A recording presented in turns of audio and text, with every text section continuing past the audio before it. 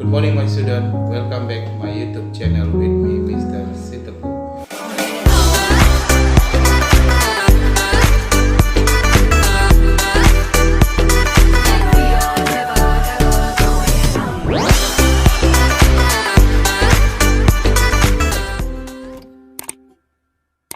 Today we are going to learn about news item text.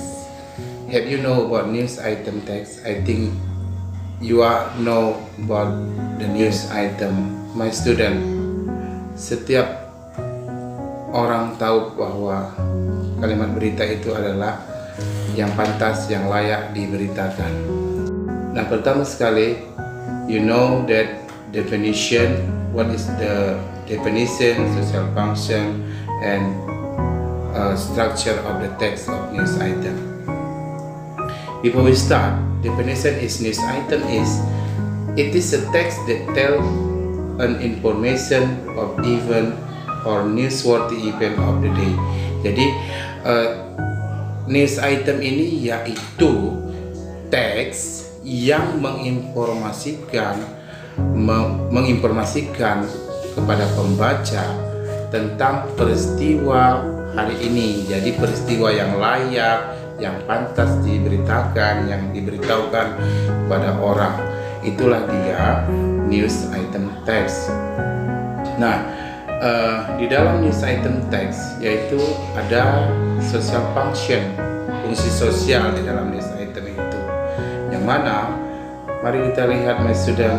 Jadi social function is to tell the information about important event and newsworthy event of the day. Jadi fungsi sosial itu memberitahukan informasi yang penting, yang layak, ya my student ya. Nah, struktur teksnya itu yaitu ada 3 ya my student ya. Ada dia main event, background event, sources. Nah, source dari 3. Jadi kalau tidak ada 3 ini, dia tidak layak dikatakan sebagai news item text. Yang mana main event atau newsworthy itu my student yaitu heading of news. Ada heading of newsnya apa, headline newsnya, beritanya itu apa. Nah, jadi yang berikutnya, yang kedua itu background event atau newsworthy event. Jadi di sini background event itu telling the specific event. Nah, jadi telling the specific event itu yaitu memberitahu specific event itu apa, bagaimana, kenapa. Misalnya sekarang ini terjadi misalnya virus corona terjadi atau terjadi virus baru lagi. Kenapa? Background eventnya itu apa, bagaimana, kenapa terjadi, kenapa bertambah, meningkat, apa sumbernya siapa itu yang beritahukannya. Jadi di situ harus lengkap dan jelas ya mas student ya. Jadi ada 3 poin di dalam struktur teks di dalam news item itu ya mas student. Dan itu satu tadi main event, heading of news, background, lalu ada source, ada sumber source di situ atau sumbernya di situ yaitu statement or opinion. Nah, pendapat dari seseorang yang menyatakannya itu atau kronologinya, bagaimana dari kronologi kejadian itu. Jadi itulah source sumbernya ya mas student ya. Jadi ada 3 kategori di dalam struktur teks di dalam news item itu. Jadi my student, karakteristik of news item yaitu karakteristiknya yang pertama using action verb and saying verb. Jadi dia menggunakan kata kerja aksi yaitu melakukan, itu dia pada umumnya ya my student. Yang kedua using past tense, di mana dia menceritakan peristiwa yang di masa lampau. Using yang ketiga menggunakan passive voice di dalam teksnya itu ya my student, menggunakan passive voice. Yang keempat using verb to explain time, place, and manner, menggunakan kata kerja keterangan waktu, tempat, dan cara di dalam kalimat teks news item itu ya my student.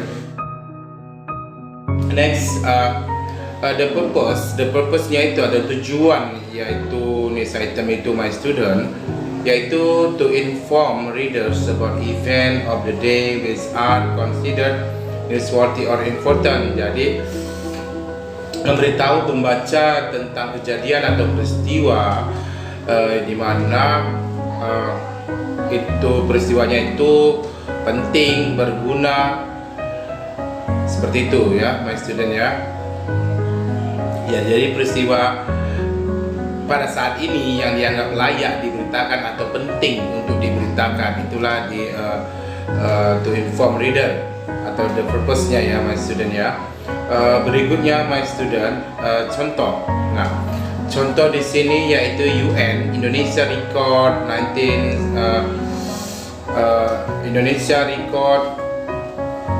2000 Geneva, Indonesia has recorded another human case of the H5N1 strain of bird flu, raising its world-leading total to 117 cases according to the World Health Organization. Nah, jadi pada paragraf pertama ini my student, di mana kasus flu burung yang melanda Indonesia, yaitu Indonesia mencatat setidaknya kasus H5N1 atau flu burung pada saat itu berdasarkan sumber dari PBB merilis yaitu 117 kasus ya mas student ya, berdasarkan dari PBB yaitu World Health Organization atau organisasi kesehatan dunia. Pada paragraf berikutnya mas student, the agency said that on Friday night that the Indonesian Health Ministry had reported that a 16 years old girl from West Java province has been hospitalized since January 4 with the symptom of disease. It said the strain had been confirmed as H5N1, di mana katanya ini ada seorang gadis berusia 16 tahun yang terkena yaitu flu burung dari provinsi Jawa Barat dan student ya, pada paragraf yang kedua ini. Of the total number of human cases in Indonesia, 94 have been fatal. WHO atau WHO di sini say that globally 349 people have been infected with H5N1 since the 2003 outbreak of the disease. Of those, 216 people have died. Di mana di sini katanya pada ketiga ini ya mas student ya, pada di tahun 2003 mendapat wabah penyakit ya, yaitu berdasarkan WHO ada secara global 349 orang terinfeksi H5N1 atau terkena flu burung itu, yaitu 216 orang telah meninggal ya, berdasarkan paragraf ketiga ini mas student. After Indonesia, the country with the next highest number of cases is Vietnam. Setelah Indonesia, yaitu negara yang terkena kasus flu burung ini yaitu negara Vietnam ya my student ya, terdapat 101 orang terdapat kasus di situ, followed by the Egypt, diikuti oleh Mesir dengan 43 orang, according to the UN Health Agency, berdasarkan dari sumber dari UN atau PBB dari Kesehatan Dunia. Jadi diambil dari Jakarta Post Januari 2008 ya my student ya. Ini adalah berupa contoh dari teknis item, yaitu sebuah berita yang berdasarkan dari Jakarta Post pada tanggal 15 Januari 2008 ya my student. Jadi di sini kita kamu dapat mempelajarinya. Jadi di sini ada pertanyaan ya my student ya, pertanyaan soal dari teks tersebut, yaitu which of the following statement is true according to the text.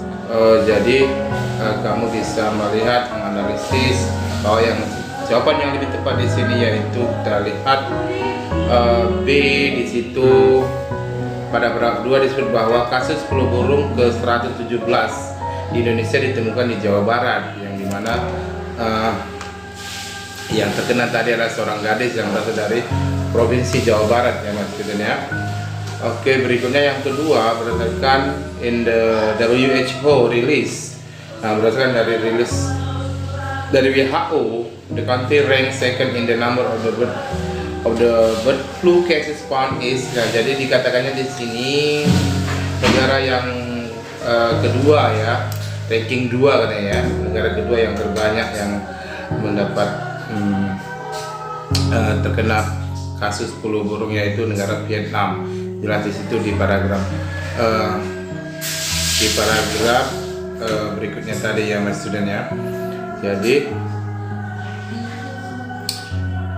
jawabannya yaitu B, Vietnam. Jadi yang ketiga ya mas student, the word fatal, kata fatal pada paragraf kedua, paragraf penutup yang memiliki arti yang sama, yaitu dia deadly, yaitu mematikan ya. Tadi sudah kita bahas tadi ya mas student. Jadi jawabannya adalah yang tepatnya yaitu deadly.